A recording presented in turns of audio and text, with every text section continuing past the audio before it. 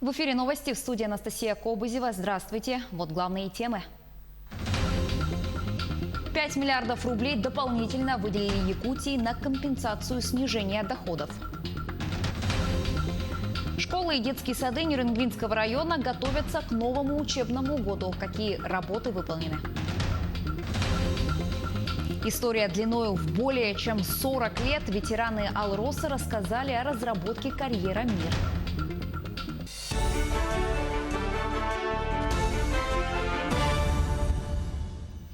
Сложная обстановка по лесным пожарам из-за сухой и жаркой погоды сохраняется в ряде районов Якутии. В Тампунском районе на данный момент зафиксировано 170 лесных пожаров. 3 из них по вине человека. Сложной остается ситуация в Ингинском наследии, где лесной пожар действует в 3 километрах от села Старые Сайды. Затрудняет тушение торфяная почва. На тушение привлечены силы авиалесоохраны – 48 человек. Вокруг населенных пунктов обновлены и расширены минерализированные полосы. На данный момент произвели в 3-километровой зоне от села Новый отжиг между озер, тоже навстречу пожару во избежание угрозы. И группа на данный момент работает. Татинский вездеход Татинского РЭС также оказывает содействие по переброске и мобильности сил авиалесохраны и ДПК. Около 5 миллиардов рублей дополнительно выделили Якутии на компенсацию снижения доходов. Об этом сообщил глава региона Айсыл Николаев на своей странице в Инстаграм. Руководитель республики рассказал, что во время последней командировки в Москву состоялась встреча с министром финансов России Антоном Силуановым и первым замминистра финансов России Леонидом Горниным. Стороны обсудили методику распределения средств между регионами, бюджетную обеспеченность и подходы к регулированию этого процесса. И, как стало известно сегодня, правительство страны дополнительно выделило федеральные средства на компенсацию снижения доходов. Якутия получит новые суда для развития навигации Ленского бассейна. Об этом сообщил заместитель руководителя Федерального агентства морского и речного транспорта Константин Анисимов в ходе рабочего совещания о завозе грузов под председательством первого заместителя председателя правительства региона Алексея Кладезникова. По рекам Якутии завозятся миллионы тонн грузов, которые имеют огромное значение для жизнеобеспечения населения всей республики.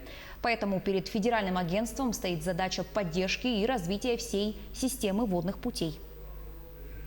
В ближайшие годы Ленский бассейн получит порядка 7 новых судов, в том числе 1 земснаряд для работы на барах Яны и Индигирки.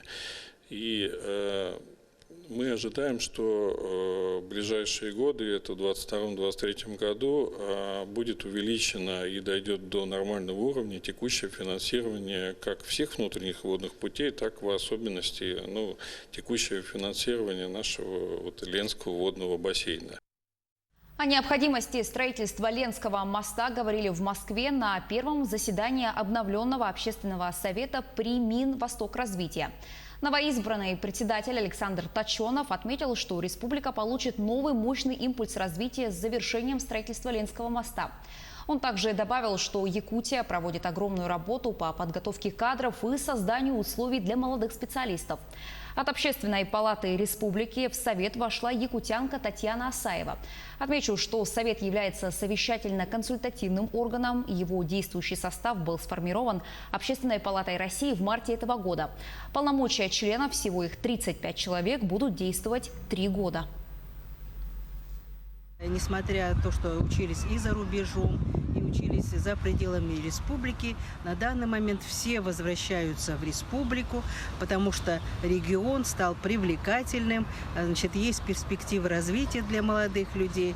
И это говорит о том, что республика движется в правильном направлении. В Совет попасть мог любой гражданин Российской Федерации.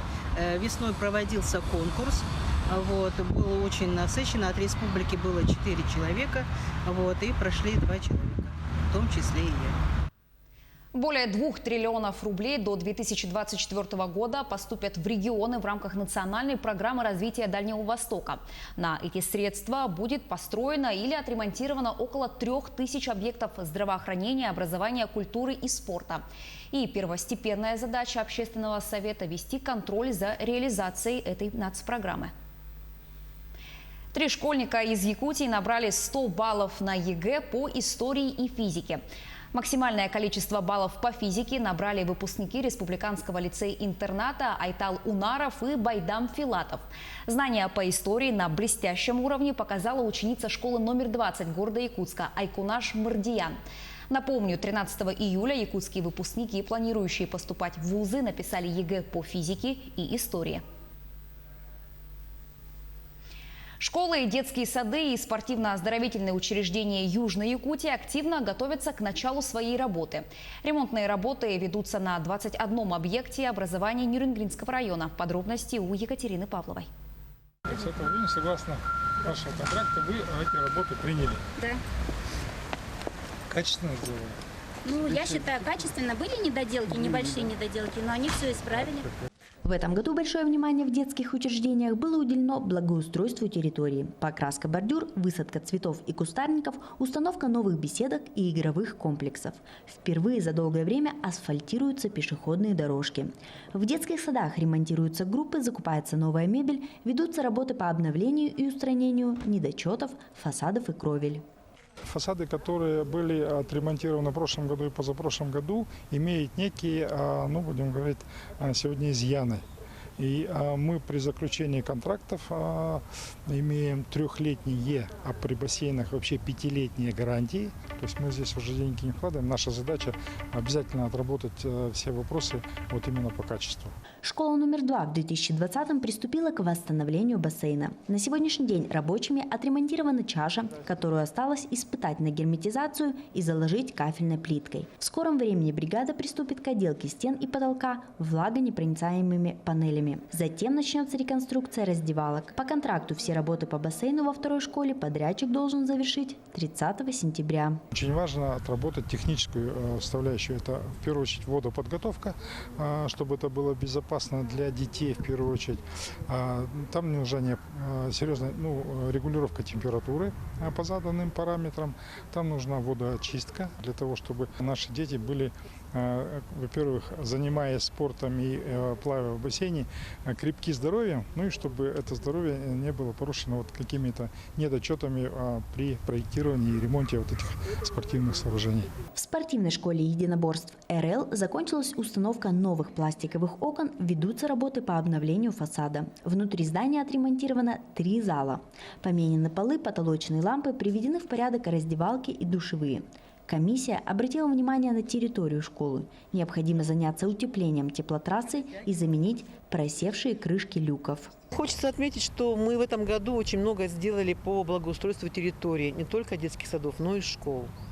Также мы в этом году ремонтируем кровли. У нас буквально осталось отремонтировать кровли только в 3 учреждениях. Надеюсь, на будущий год мы это дело добьем до конца.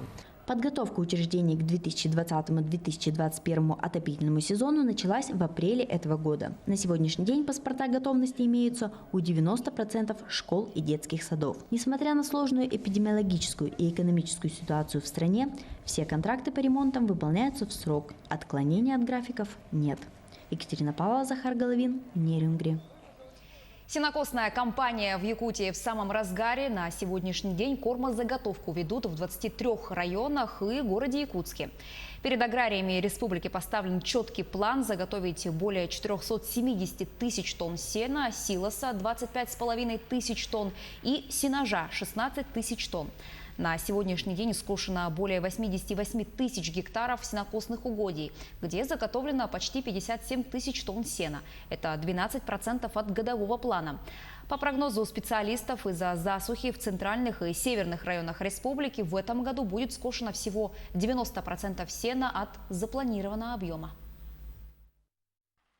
По прогнозам Управления сельского хозяйства прогнозируется заготовка сена от запланированных 90%. Это связано с продолжительными жаркими днями, которые стояли в июне. Кроме того, пожары нам мешают для заготовки сена и саранча в Наунском улусе. Вот из резервного фонда правительства Республики Саха-Якутия запланировано выделение 25 миллионов для заготовки сена мобильными бригадами. 44 года понадобилось, чтобы разработать трубку МИР открытым способом. За это время специалистам удалось добыть алмазы общей стоимостью примерно 17 миллиардов долларов и вывести около 350 миллионов кубометров алмазоносной породы.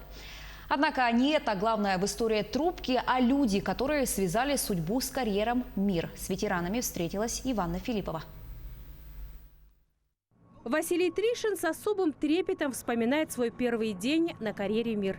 В 1969 году его взяли машинистом бульдозера.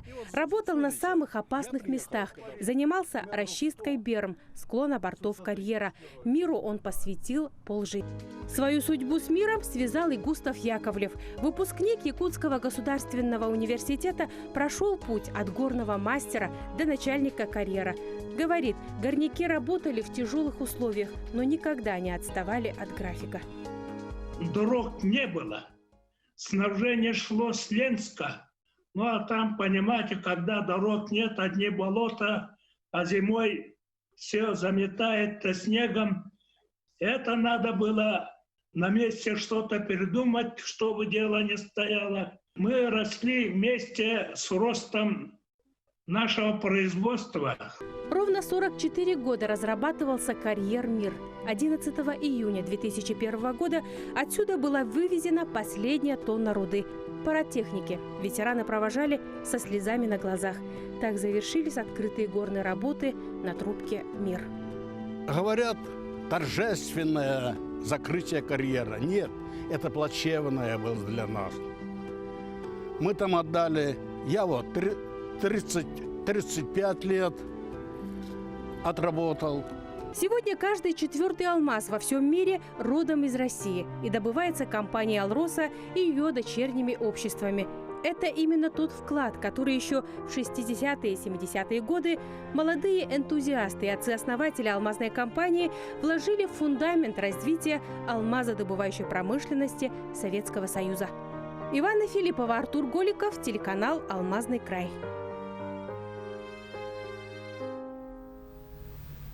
К этой минуте у меня пока вся информация. Наши корреспонденты продолжают следить за развитием событий. Оставайтесь с нами.